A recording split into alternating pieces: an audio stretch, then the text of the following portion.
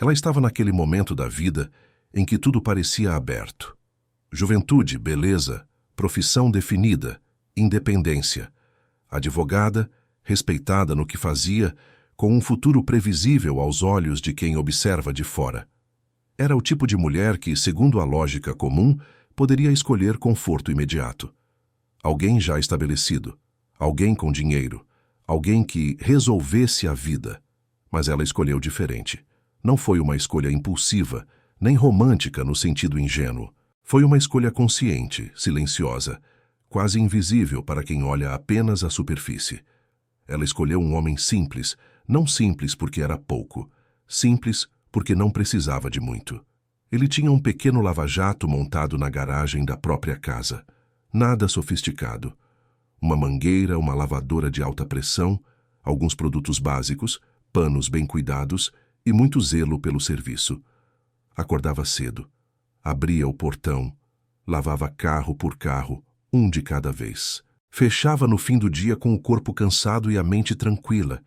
Não vivia reclamando, não vivia se comparando, não vivia prometendo grandeza.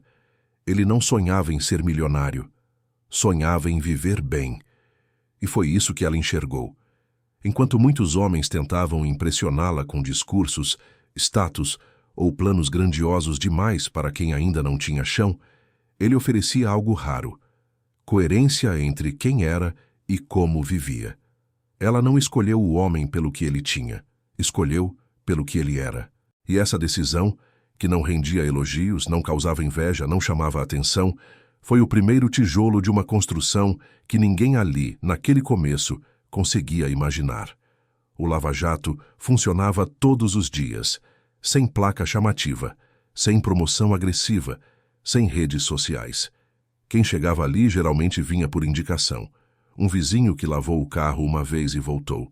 Um cliente que percebeu que o cuidado era diferente. Alguém que gostou do jeito tranquilo, do serviço caprichado, da conversa curta e respeitosa. Ele tratava cada carro como se fosse único. Não tinha pressa de terminar logo para pegar o próximo. Preferia entregar bem feito a entregar rápido. Lavava, enxugava, conferia. Voltava em pequenos detalhes que quase ninguém notaria, mas que para ele faziam diferença. Esse era o ponto forte dele, mesmo sem saber. Excelência silenciosa. Financeiramente, o negócio era simples. Entrava dinheiro todos os dias, em valores pequenos mas constantes. Nada extraordinário, nada que chamasse atenção. Mas havia algo raro ali: regularidade. Ele sabia quanto custava cada produto, sabia quanto gastava de água, energia, material, sabia quanto precisava fazer por dia para fechar o mês tranquilo. Não sobrava muito, mas também não faltava. O trabalho sustentava a casa, pagava as contas e mantinha a dignidade intacta. Para ele, isso já era vitória. Ela observava tudo de perto. Via a disciplina, via o cuidado, via o respeito pelos clientes. Via principalmente que ali existia algo que não se aprende em curso nenhum: orgulho pelo que se faz. O que faltava não era esforço, não era comprometimento, não era caráter. Faltava apenas uma coisa: organizar o que já funcionava e enxergar possibilidades além da garagem. Mas isso não veio como cobrança, veio como convivência. Ela começou a fazer perguntas simples, perguntas que ele nunca tinha parado para responder. Quantos carros passam ali por semana? Quais serviços os clientes mais pedem? Por que alguns voltam sempre e outros não? Ele não se sentiu ameaçado. Sentiu curiosidade e, sem perceber, começou a olhar para o próprio trabalho não só como rotina, mas como negócio. Esse foi o verdadeiro início da transformação. Não houve mudança de caráter. Não houve ruptura. Houve consciência. Nada mudou de um dia para o outro. O portão continuava abrindo cedo. A mangueira continuava sendo ligada. Os carros continuavam chegando um por vez. Mas alguma coisa começou a mudar por dentro. Ele já não lavava os carros apenas pensando em terminar o serviço. Começou a reparar em padrões. Percebeu que certos clientes sempre pediam algo a mais. Uma limpeza mais caprichada por dentro. Um cuidado especial no painel. Uma atenção maior nas rodas. Percebeu também que alguns carros chegavam sempre muito sujos e outros vinham quase limpos, mas queriam acabamento. Essas coisas sempre estiveram ali, mas agora ele via. Ela ajudava sem interferir. Não dizia o que fazer, não mandava, não corrigia. Ela perguntava. Perguntava quanto tempo levava cada tipo de serviço. Perguntava quais davam mais trabalho. Perguntava quais rendiam mais satisfação do cliente. E aos poucos ele começou a separar na cabeça algo que antes era tudo igual: serviço simples e serviço mais detalhado. Foi quando surgiu a primeira mudança prática. Ele passou a oferecer opções. Nada sofisticado, nada forçado. Uma lavagem comum. Uma lavagem mais completa. Um cuidado especial no interior. Não mudou os preços de forma agressiva. Só passou a valorizar melhor o próprio tempo. Alguns clientes continuaram no básico. Outros aceitaram pagar um pouco mais. E algo importante aconteceu. Os que pagavam mais voltavam mais. Não por status, mas por confiança. Nesse ponto, ele começou a entender algo essencial. Não era sobre lavar carros, era sobre cuidar de carros. O lava-jato continuava simples. A garagem continuava sendo o espaço. Mas a mentalidade já não era mais a mesma. Ela percebia isso claramente. Via que ele não estava deixando de ser quem era. Estava apenas expandindo a própria leitura da realidade. O homem simples permanecia simples. Mas agora enxergava que simplicidade não impede crescimento, apenas impede desperdício. Foi nesse momento, ainda discreto, ainda sem números grandes, que o lava-jato deixou de ser apenas um meio de subsistência e começou a se tornar uma base, a base de algo maior. Algo que ainda não tinha nome, mas que já tinha direção. O crescimento não começou com dinheiro alto, começou com organização. A primeira coisa que mudou não foi o lava-jato. Foi a forma como ele enxergava o próprio dia. Ele passou a separar horário. Antes lavava enquanto aparecia cliente. Agora passou a trabalhar com blocos de tempo. Manhã para serviços mais rápidos. Tarde para serviços mais detalhados.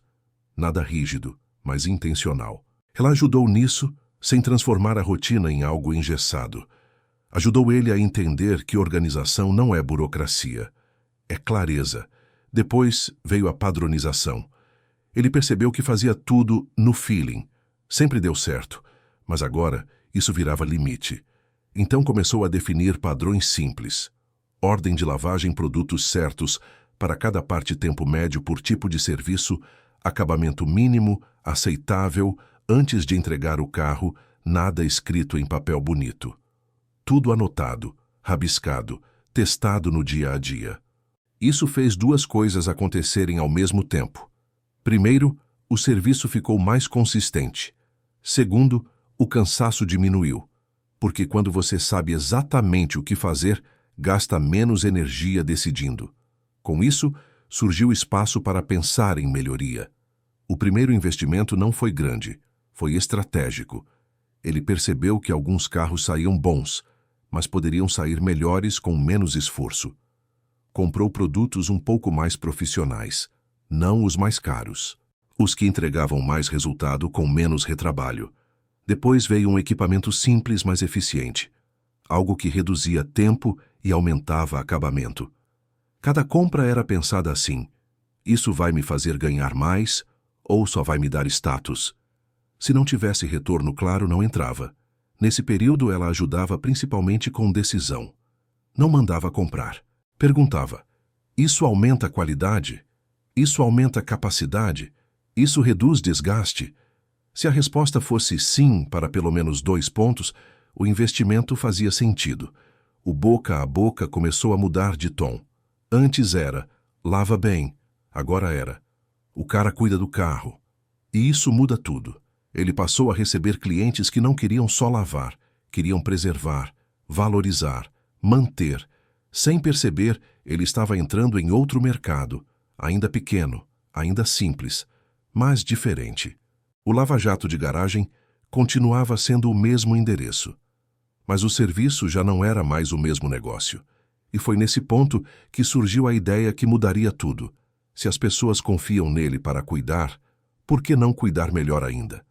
A estética automotiva ainda não existia ali, mas o terreno já estava preparado. A mudança não aconteceu porque ele acordou um dia querendo virar grande.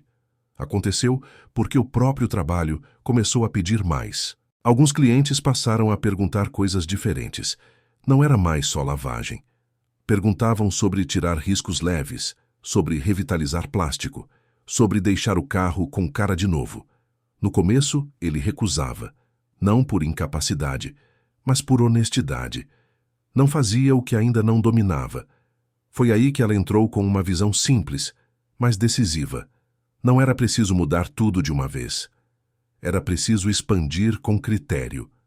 O primeiro passo foi estudo. Nada de cursos caros, viagens ou promessas milagrosas. Pesquisa prática. Ele começou a observar profissionais melhores, assistir conteúdos técnicos, entender processos. Aprendeu que estética automotiva não é luxo, é método, descontaminação, correção, proteção. Nada disso entrava no lava-jato antigo, mas agora fazia sentido. O segundo passo foi separar serviços. Ele parou de misturar tudo no mesmo pacote. Lavagem era uma coisa, detalhamento era outra. Criou nomes simples, sem inglês, sem frescura. Lavagem comum, lavagem completa. Detalhamento interno, detalhamento externo. Cada serviço com tempo médio, preço coerente, expectativa clara do resultado. Isso mudou completamente a relação com o cliente. Quem queria rapidez, continuava indo. Quem queria cuidado de verdade passava a agendar. E o agendamento foi outro divisor de águas. Antes, ele vivia refém do fluxo. Agora, controlava o dia. Menos desgaste, mais previsibilidade, mais foco. O preço subiu, mas não de forma agressiva. Subiu porque o valor entregue era maior. Ela ajudou muito aqui, não no preço em si, mas na argumentação. Ele aprendeu a explicar o serviço, a mostrar o antes e depois, a deixar claro que não era lavagem cara, era cuidado técnico. Alguns clientes saíram. E isso foi bom, porque os que ficaram valorizavam. O espaço da garagem começou a ficar pequeno, não fisicamente, mentalmente. Agora existiam etapas, produtos específicos, processos que não podiam ser interrompidos. Ele passou a investir mais uma vez, agora com mais confiança, produtos de correção, máquinas melhores, iluminação adequada. Cada compra tinha um objetivo claro, entregar um resultado que o cliente não encontrava em qualquer esquina. O boca a boca mudou de patamar. Já não diziam mais, lava bem. Diziam, o cara deixa o carro novo. E isso atrai outro tipo de público, outro tipo de expectativa, outro tipo de negócio. Nesse ponto, o lava-jato de garagem já não era um lava-jato. Era uma estética automotiva em formação, ainda pequena, ainda simples, mas com identidade. E o mais importante, sem trair quem ele sempre foi. O homem simples continuava simples, mas agora era técnico, criterioso e respeitado. O ponto de virada não foi um faturamento alto repentino. Foi quando o negócio começou a se sustentar sem depender do improviso. A agenda passou a fechar com dias de antecedência. Alguns clientes aceitavam esperar. Isso por si só já dizia muito. Ele entendeu que não podia mais tratar tudo como fazia no começo. Não porque tinha crescido demais, mas porque agora existia responsabilidade. Clientes confiavam seus carros. Tempo era dinheiro. Erro custava caro. A primeira decisão grande foi o espaço. Não saiu da garagem por vaidade. Saiu por necessidade operacional.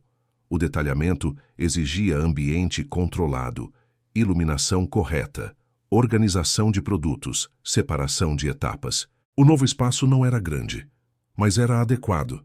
Cada coisa no lugar, cada processo respeitado. Com isso, veio a profissionalização. Ele passou a registrar serviços, controlar custos com mais precisão, entender exatamente quanto cada tipo de atendimento rendia. Isso trouxe clareza.